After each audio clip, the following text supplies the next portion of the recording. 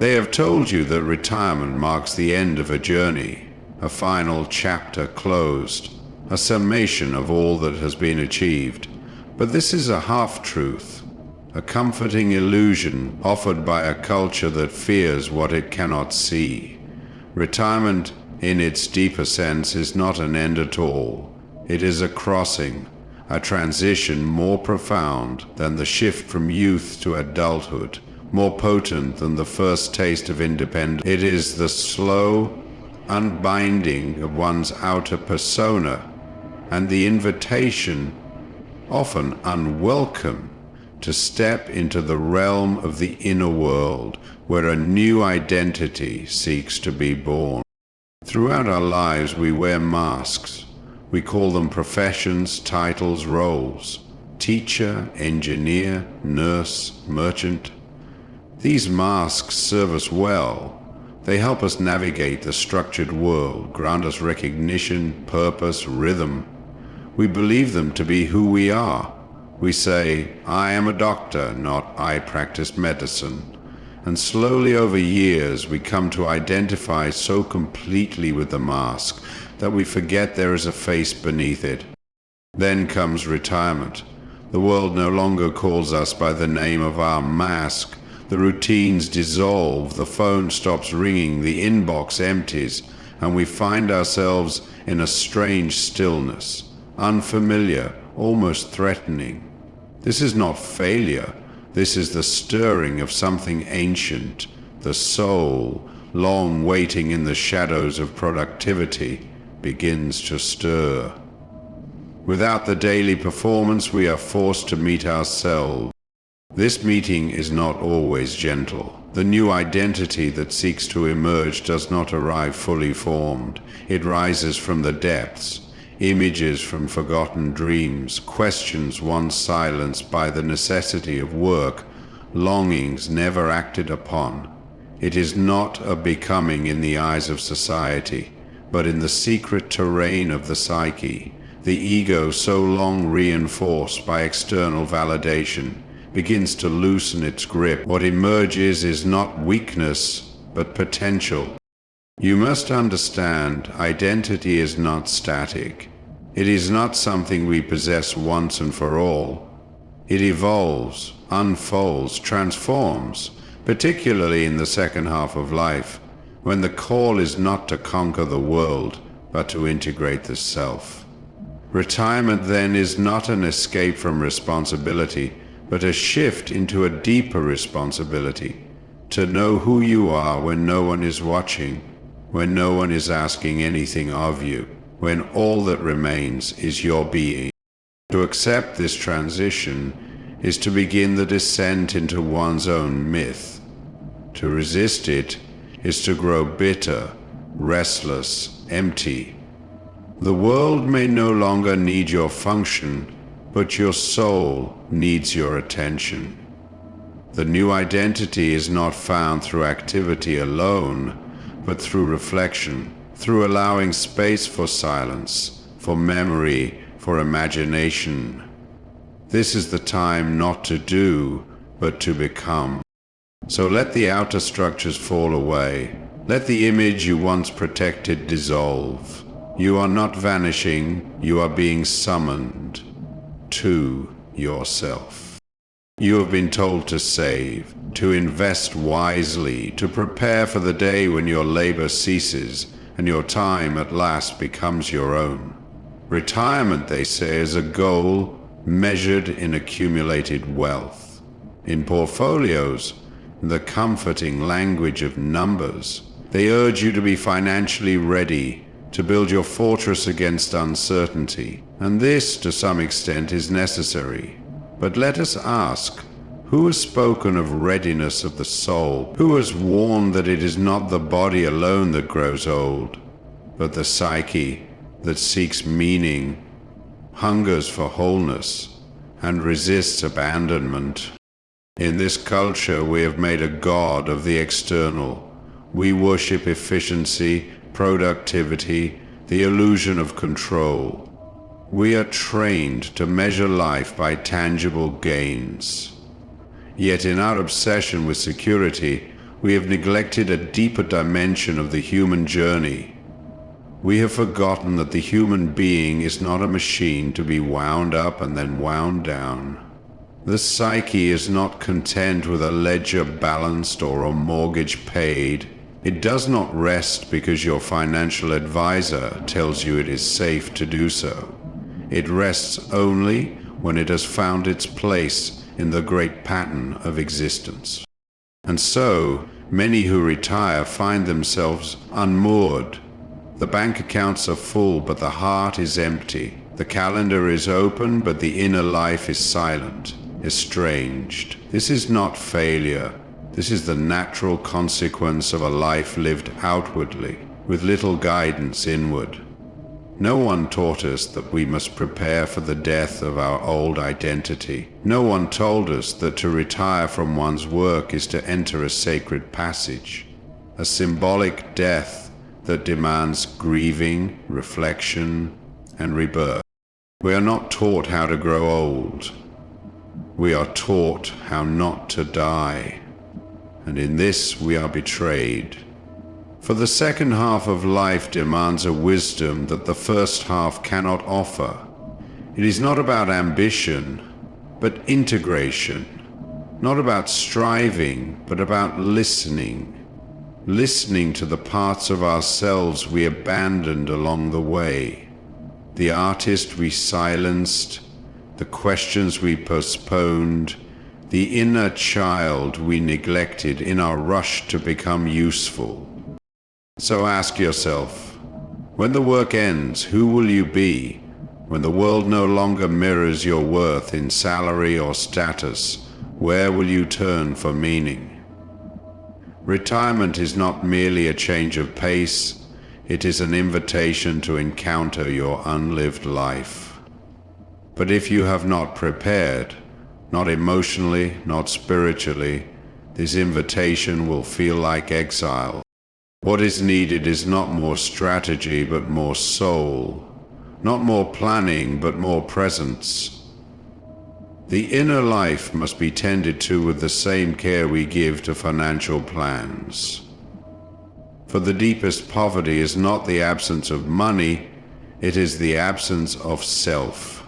And no pension can protect you from that.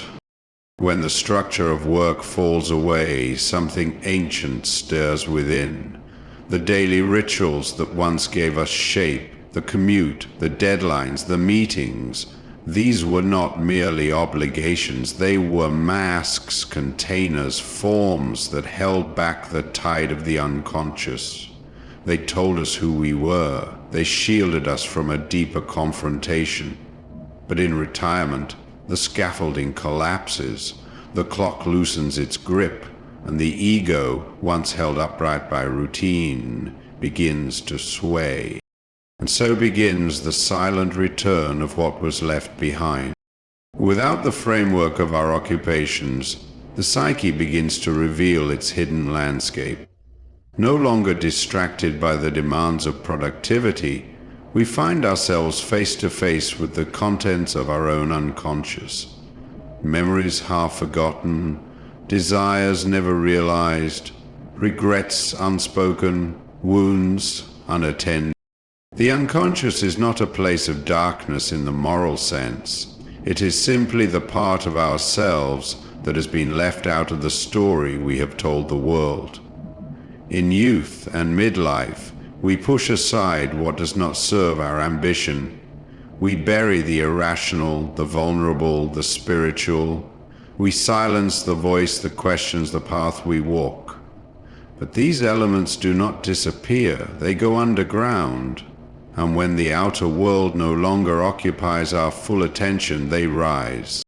The confrontation is subtle at first, a feeling of restlessness, a quiet melancholy, a sense that something is missing, though we cannot say what. But these are the first signals. Soon come the dreams, the strange moods, the sudden pull of memory.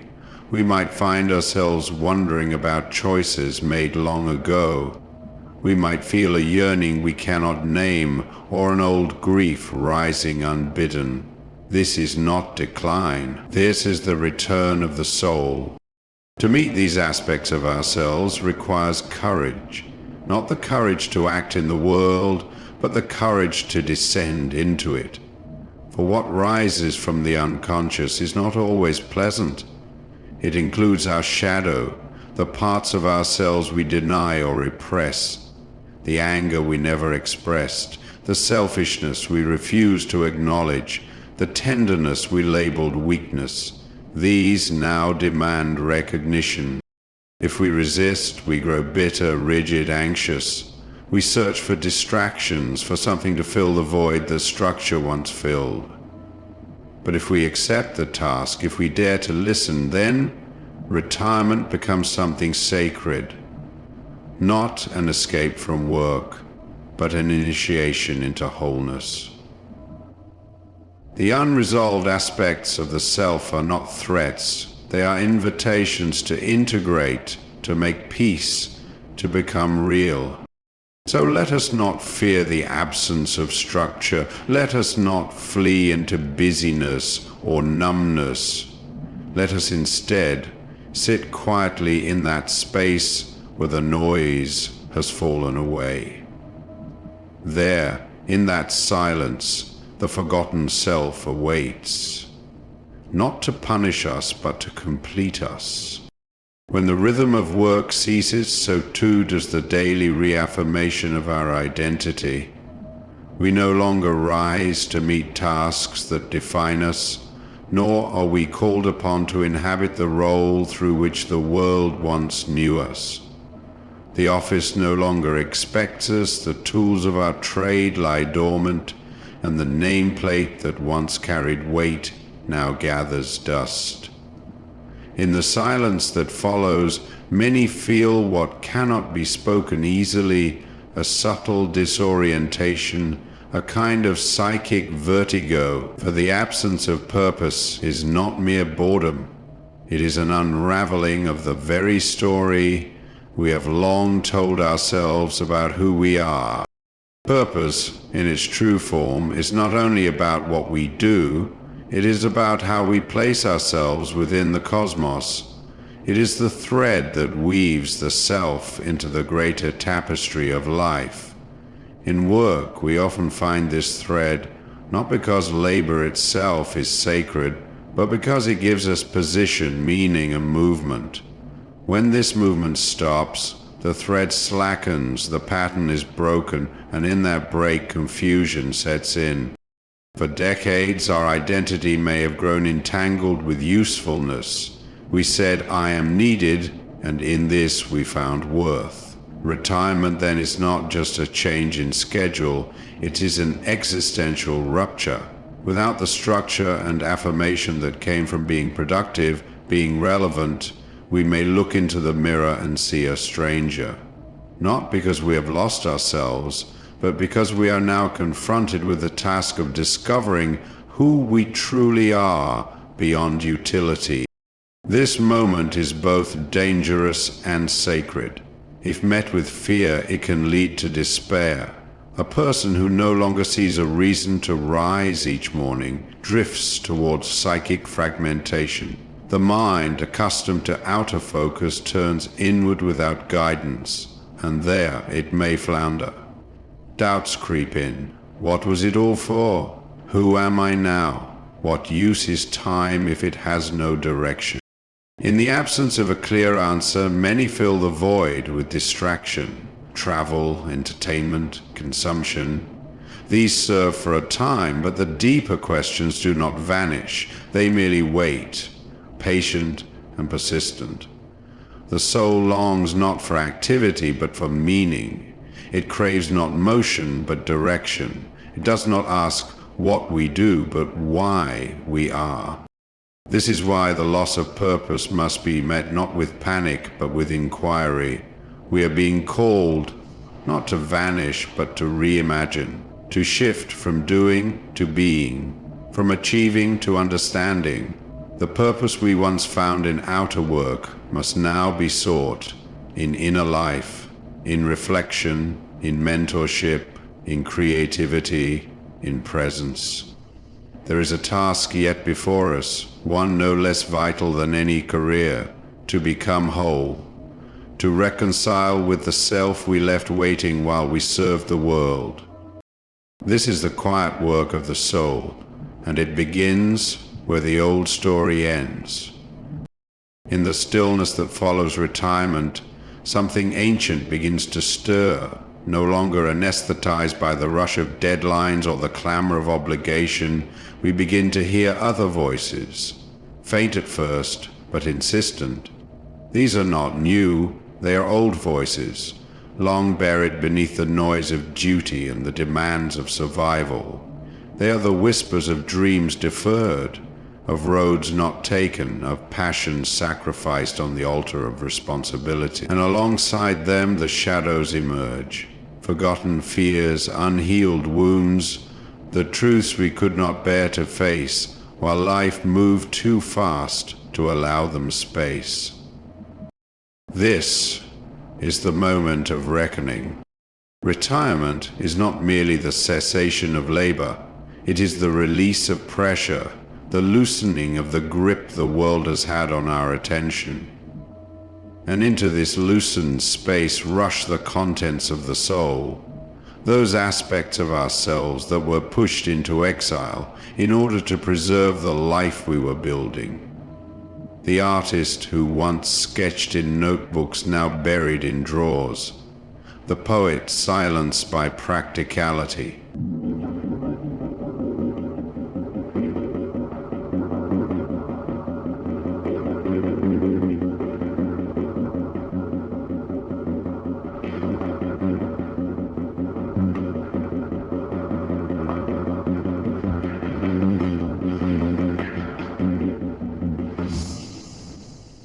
They are not idle fantasies.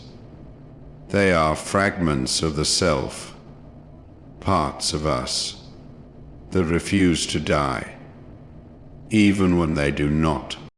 Yet what also rises from the depths are our shadows, the parts we rejected, disowned, or denied, the bitterness we swallowed, the envy we masked with civility, the anger we redirected into work. These too resurface in retirement, not as punishment, but as truth. For no one reaches this stage of life unmarked. The personal reckoning that retirement initiates is not a judgment, but a reckoning in the literal sense, a settling of account. Who have I been? Who have I betrayed? Especially within myself. What have I abandoned? What remains unlived? This confrontation can be frightening. It is not glamorous work, and it offers no guarantees. But it is necessary. If we do not face the ghosts of our unlived life, they will not leave us in peace. They will turn inward, corroding joy, breeding restlessness, feeding the sense that something has gone missing. And so many in retirement find themselves agitated, depressed, or irrationally angry, not because they lack things to do, but because their soul demands to be met. Yet there is grace in this reckoning. For in facing these long-buried truths, we make room for integration. We no longer need to deny who we were, what we wanted, what we feared. We become more whole, more honest, more real, and from this ground a new kind of purpose can emerge. Not one assigned by society, but one whispered from within, to let us not fear the dreams that return, nor the shadows that rise. Let us welcome them as the final teachers of our lives. They are not here to torment us. They are here to complete us. In the first half of life, we build. We construct the ego, carve out identity, strive for achievement, secure our place in the world. This is necessary. It is the work of becoming visible, of engaging with the outer life. But in later years, the nature of the journey changes. The road no longer leads outward but inward, and though few speak of it, this phase demands a different kind of wisdom. One not built on ambition, but on surrender. Not marked by conquest, but by integration. True transformation in later life is not a matter of doing more or retreating from life, but of turning toward the soul with a new kind of attention. Yet this inward journey is not walked with maps of logic or strategy. It unfolds in the language of symbols, images, myths, the deep grammar of the psyche, and without symbolic guidance, we are lost. The signs of inner transformation are subtle and often paradoxical. Dreams that seem strange, emotions that arise without cause, unexpected longings or crises of meaning. These are not problems to be solved.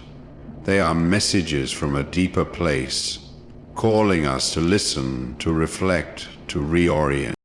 Modern society has neglected this symbolic language.